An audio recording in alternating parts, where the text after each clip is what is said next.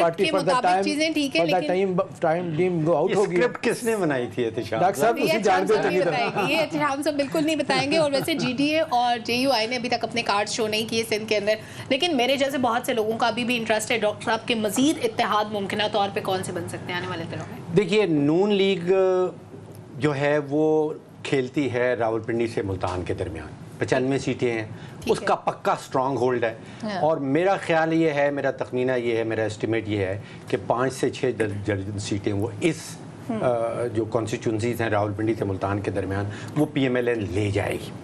اب وہ شروع ہو گئی ہے ایم کے ایم کے ساتھ, اور کوشش یہ ہے کہ کراچی اور حیدرآباد میں پیپلز پارٹی کو نہ جیتنے دیا جائے. ٹھیک ہے, تو ایک دھڑا تو یہ ہو گیا پی ایم ایل این کا ود ایم کیو ایم.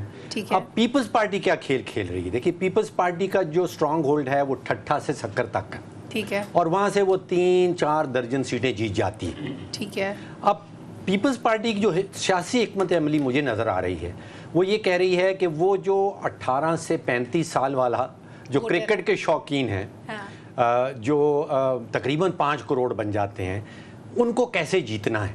تو یہ لے رہے ہیں anti P M L N stance, کہ اگر وہ پی ٹی آئی کے ووٹر جو ہیں وہ اگر ہم پی ایم ایل این کے مخالف سٹانس لیں گے, ان کو تنقید کا نشانہ بنائیں گے, تو شاید اس میں سے کچھ ووٹ ہمیں مل جائیں.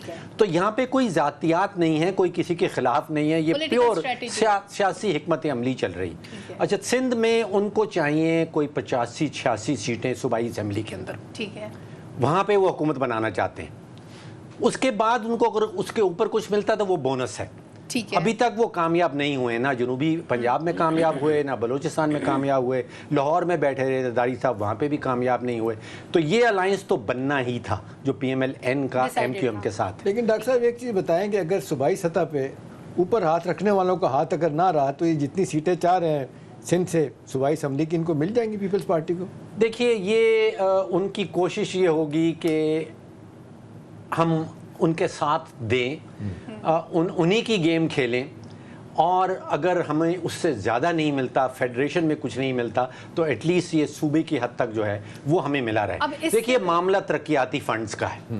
ترقیاتی فنڈ 600-700 ارب کے ہیں سندھ حکومت کے, اور سندھ میں اگر آپ کے پاس 85 سیٹیں بنتی ہیں تو وہ 700-800 ارب روپیہ جو ترقیاتی فنڈ کا ہے وہ آپ کے پاس رہے گا. لیکن اگر کم سے کم پہ بھی اکتفا کریں تو سندھ تو چاہیے ہی چاہیے. سندھ تو چاہیے. اور میرا یہ خیال ہے کہ آپ نے دیکھا ہوگا کہ انہوں نے کوشش یہ کی کہ وہ کھلے میدان میں آ کے پی ٹی آئی کے ساتھ کوئی گٹھ جوڑ کریں, لیکن شاید ان کو وارننگ مل جائے گی, بابا سندھ سے بھی جاؤ گے اگر یہ کام کیا. ٹھیک ہے, لیکن آج انور صاحب گھوٹکی میں جلسہ تھا چھوٹا سا پیپلز پارٹی کا, زرداری صاحب کی آواز میں, ان کے لب و لہجے میں وہ گھن گرج نظر نہیں آئی جو ماضی میں کبھی ہوا کرتی تھی.